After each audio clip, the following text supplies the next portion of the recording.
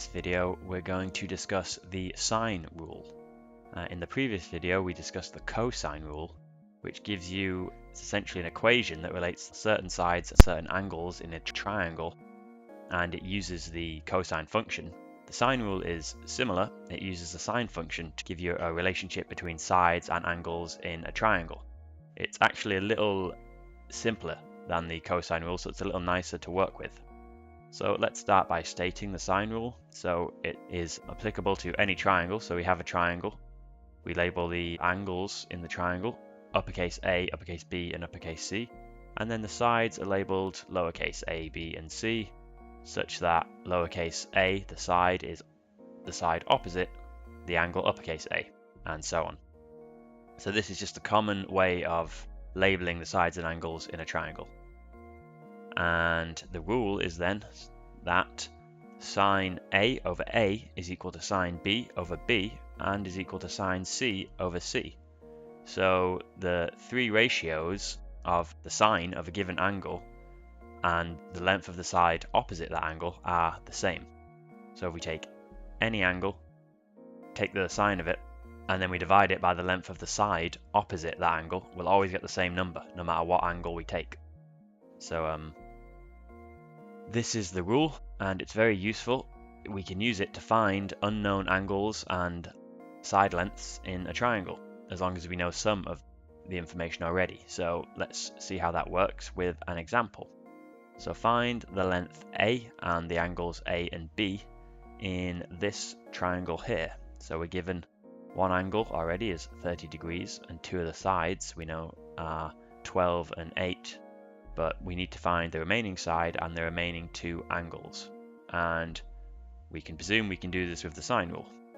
So let's see how that would work. So the solution is indeed to use the sine rule. Now if we look at the sine rule, it actually gives us three equations, right? Because we have sine A over A is equal to sine B over B, sine A over A is equal to sine C over C, and sine B over B is equal to sine C over C. So we just need to pick out two of these pairs in each case to find the unknown quantities. We can see that the only pair we know fully is 30 degrees and the length 8. So the side opposite the 30-degree angle is 8, so we know that. But in the case of one of the other pairs, uppercase A and lowercase a, we don't know either. We don't know the angle or the side. And then with the remaining pair, we know the side length is 12, but we don't know the angle B, uppercase B. So we'll start by finding B, because we can say that sine 30 over 8, so that's the pair we know, so sine of the angle 30 over the opposite side 8, is equal to whatever the sine of B is over 12, because we know 12 is the length of the side opposite B. So you see, we use these two pairs of sides and angles because in total we only don't know one of the amounts. If we tried to use A and A, so lowercase a and uppercase A, that would be two unknowns and we wouldn't be able to solve the equation. So as it is, we can first calculate what sine 30 over 8 is, and that's 1 over 16 because sine of 30 is a half, and then if we divide 1 over 2 by 8, we get 1 over 16. So hopefully by now you maybe know sine of 30. If not, you can use the exact triangles that we've discussed in previous videos, or you can plug into a calculator. But either way you get this, and we just need to rearrange a bit. So we take the 12 to the other side, and we get that sine B is 12 over 16, which is 3 over 4.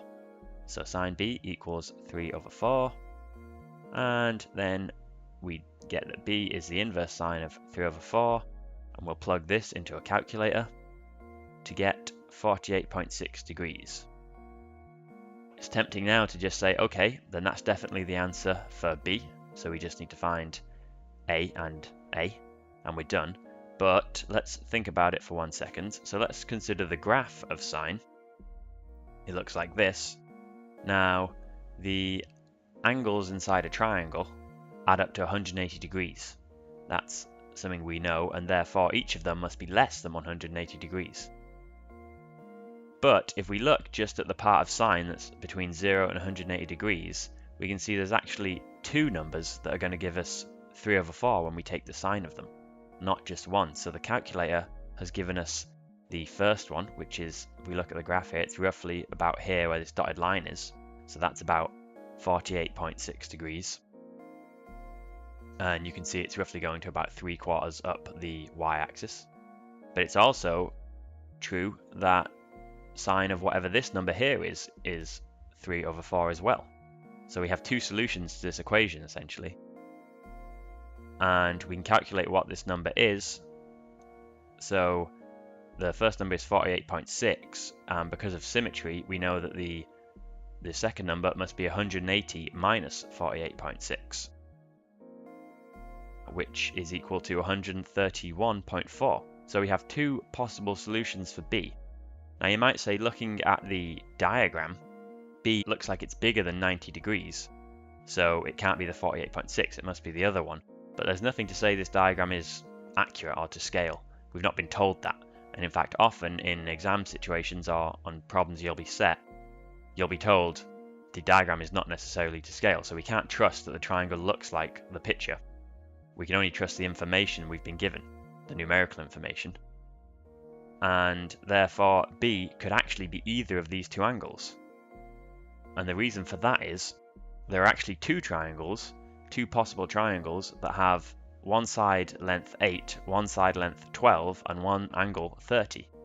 One of them looks roughly like this one, and the other one would look like this. So if you look at these dotted lines here, if we ignore the side length 8, and instead we have the sides doing this, we'd have a different triangle, but this side length, could still be 8, so we have a triangle that has one side length 8, one side length 12, and an angle 30, but it's clearly a different triangle.